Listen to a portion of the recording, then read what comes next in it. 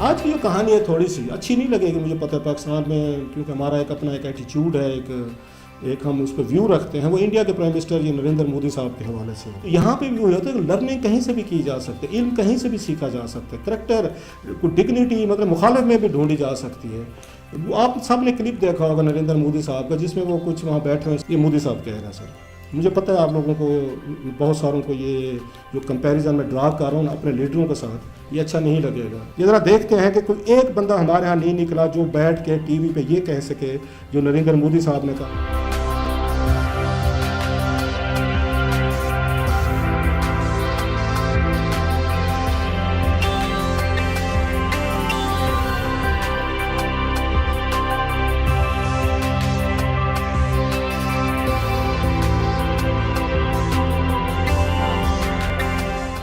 आप सब ने क्लिप देखा होगा नरेंद्र मोदी साहब का, जिसमें वो कुछ वहाँ बैठे हुए स्टूडेंट्स हैं या गैदरिंग है, जिसमें वो कह रहे हैं कि मीडिया भी बहुत सारे, मैं भी बैरून मुल्क जाता था एज इसके तौर पर, मतलब इंडिया के चीफ मिनिस्टर के तौर पर, तो मैं भी जाता था वहाँ, मुझे भी शाल मिलती थी, मुझे भी पेंटिंग्स मिलती थी, ताजमहल के मॉडल मिलते थे और बड़ी बड़ी कीमती चीज़ें मिलती थी। मेरा भी वो कहते हैं जनाब इंसान हूँ, दिल करता था।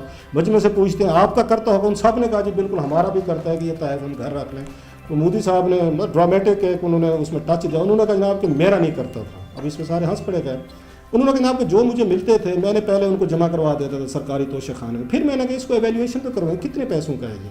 कहते फिर उसकी कीमत लगवाना मैंने शुरू की, वो पता चला खासे महंगे थे। ऑक्शन जो ही मुझे पता चला खासे महंगे हैं तो मैंने इनकी ऑक्शन शुरू करवा दी, पब्लिक के सामने रख दिए जाते थे, जी कीमत लगाएं। उन लोगों ने खरीदना शुरू कर दिया। कहते जो वहाँ पे पैसा इकट्ठा हुआ, सारा इकट्ठा करने के बाद मैंने सरकार की वो जो वहाँ उसमें गर्ल्स एजुकेशन जो होती लड़कियों की तालीम थी उसके फंड में डाल दिया मैंने सारा पैसा। ये मोदी साहब कह रहे हैं सर। जरा मुशर्रफ साहब उनके वजीरों को छोड़ किसी वजीर ने जमा नहीं करवाया था। डिटेल है मेरे पास, कोई चैलेंज करे दिखा दूंगा आपको। इसके शौकत अजीज साहब अरबपति थे माशाल्लाह, वो बादशाह कोई उसमें 900 के करीब आपने देखे होंगे, हालांकि मैंने काउंट किए थे उस वक्त, खैर मेरी को उसमें हो सकता है डबल काउंटिंग होगी, 1100 मैंने किए थे उस वक्त। 25 करोड़ रुपए के उस वक्त तहफ़ लेकर गए थे। इसके बाद जनाब ये जमाली साहब, ज़फ़रुल्ला जमाली साहब सारे तहफ़ लेकर गए। चौधरी शुजात साहब बने कुछ अर्से वज़ीर आज़म, वो लेकर गए। इसके बाद गिलानी साहब आए जनाब, तो वो वज़ीर आज़म बने, वो सारे तहफ़ लेके गए उसमें। उसके बाद सदर ज़रदारी साहब आए, वो सारे तहफ़ लेके गए। फिर इसके बाद ये राजा परवेज़ अशरफ साहब आए, वो तहफ़, मैं वज़ीर आज़म की बात कर रहा हूँ जिन्होंने, मैं इंडियन काउंटर पार्ट का बता रहा हूँ कि इंडियन काउंटर पार्ट के मुकाबले में हमारे यहाँ क्या हुआ है। इसके बाद जनाब अगर राजा परवेज़ अशरफ साहब के बाद हमने देखा नवाज शरीफ साहब है, वो आपने कच्चा चट्टा सुन दिया, वो लेके गए सबसे जो हाथ में आया है वो सारे सोने हीरे जवाहरात गोल्ड नेकलेसेस ब्रेसलेट वो लेके जा रहे। इसके बाद शाहिद खान अब्बासी साहब बने वज़ीर आज़म, वो ले गए।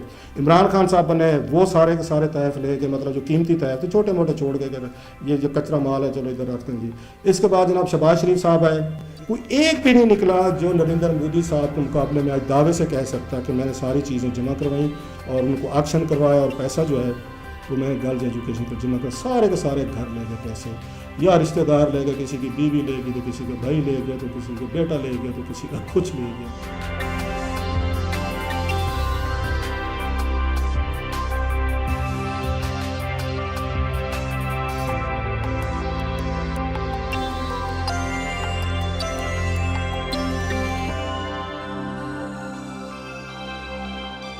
गर्व से कहता हूँ कि जब मैंने गुजरात छोड़ा था तो ये जो मुझे मिलती थी चीजें, मैं उसका लगातार ऑक्शन करता था पब्लिक में, और ऑक्शन करके उससे जो पैसा आता था वो मैं गर्ल चाइल्ड एजुकेशन के लिए सरकार में डोनेट कर देता था। और करीब करीब 100 करोड़ से ज्यादा रुपये ऑक्शन से, और फिर लोग मुझे चेक भी देने लगे। किसी फंक्शन में जाता था तो चीज देने के बजाय गर्ल चाइल्ड एजुकेशन के लिए चेक देने लगे। ये अमाउंट करीब करीब 100 करोड़ से ज्यादा थी जो मैं बच्चियों की शिक्षा के लिए देके था।